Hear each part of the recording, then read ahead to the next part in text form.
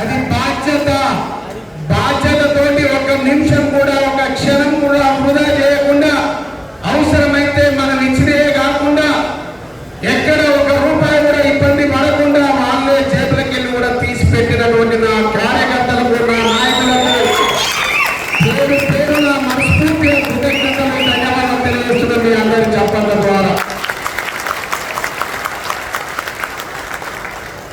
ఖచ్చితంగా నా మీద పూర్తి బాధ్యత ఉన్నది.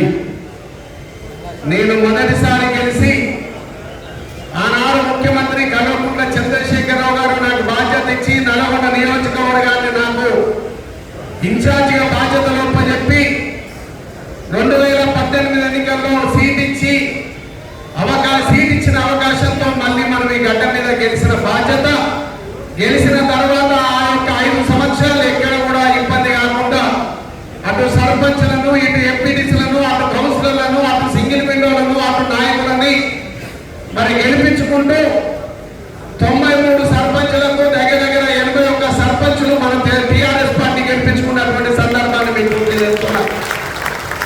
సింగిల్ విండోలకు 3 మనం గెలుచుకున్నాం, మున్సిపల్ చైర్మన్ మనం గెలుచుకున్నాం, జడ్పీటీసీలు ఎంపీపీలు గెలుచుకున్నాం.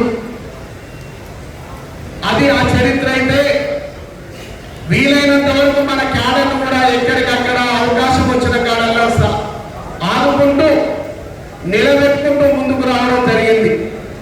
కొద్ది మంది చెత్త మాత్రం ఆ రోజు నుంచి పని కట్టుకొని మనం ఏ విధంగా బదనాం చేయాలనే ఆలోచనతో వాళ్ళు ఉన్నది నాకు తెలుసు, పోతారు అనేది కూడా నాకు తెలుసు. కానీ ఎల్ల తీసుకుంటూ ఎక్కడ కూడా పిస్టర్ కాకుండా ఎక్కడ కూడా బయటపడకుండా నెట్టుకుంటూ రావడం జరిగింది లాస్ట్ వరకు, చివరి వరకు.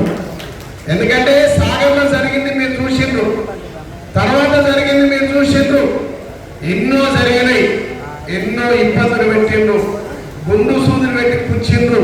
అయినా తట్టుకుంటూ ఎక్కడ కూడా బాధ కూడా బయటికి రాకుండా పార్టీని కాపాడుకునే ప్రయత్నంలో ముందుకు వచ్చిన టార్చర్ చేసిండ్రు.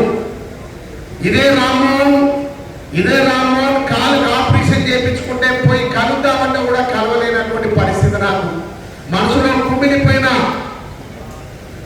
దారులు కట్టుకున్నారు, గేట్లు పెట్టుకున్నారు, నా వాడికి వస్తారా అనే ఫీలింగ్ లో ఉన్నారు. ఆ దరిద్రంలో ఏంటి చాలా సంతోషంగా ఉన్నాం. రాజకీయాల్లో అట్లా ఉండదు.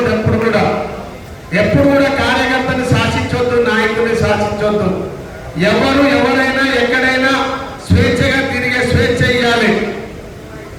స్వేచ్ఛ ఇవ్వకుండా కన్ను నిమిషం అనుక్షణం చిత్రహింసలు పెడితే ఏదో ఒక టైము సర్వనాశనం అయిపోతుంది. ఎందుకంటే ఎప్పుడు మనమే రాజులం కాదు, ఎప్పుడు మనమే శాశ్వతంగా ఉందాం. మనం ఉన్న రోజులు మనం ఎంత మంచి చేసినాం, ఏం పని చేసినాం, పార్టీని ఏ విధంగా డెవలప్ చేసుకున్నాం, పార్టీ జెండాను ఏ విధంగా నిలబెట్టుకున్నాం, పార్టీ కోసం ఎంత పని చేసినాం, అదేవిధంగా మనకిచ్చిన అవకాశంతో ఎంత అభివృద్ధి చేసినాం అనేది ముందుకు పోవాలి. కానీ శాశ్వతంగా మన నిలిచిపోము. మరి దానికోసమే ముందుకు పోవాల్సినటువంటి ఎన్నో కష్టాలలో, ఎన్నో ఇబ్బందుల్లో లాస్ట్ తుదకు నేను నామినేషన్ వేసిన తర్వాత, పూజ స్టార్ట్ చేసిన తర్వాత ఆ రోజు నుంచి స్టార్ట్ చేసిన దొంగలు ఇందుల్నే వండుకుంటూ, ఇందుల్నే పెద్ద సీట్లో వండుకుంటూ ఎన్నో కుట్రలు చేసుకుంటూ పార్టీని దిగజార్చే పరిస్థితిలో పార్టీని చంపే ప్రయత్నం ఇంట్లో ఉన్నటువంటి నాయకుడే చేస్తున్నాడు కూడా మీకు అందరూ కూడా తెలియజేస్తున్నా.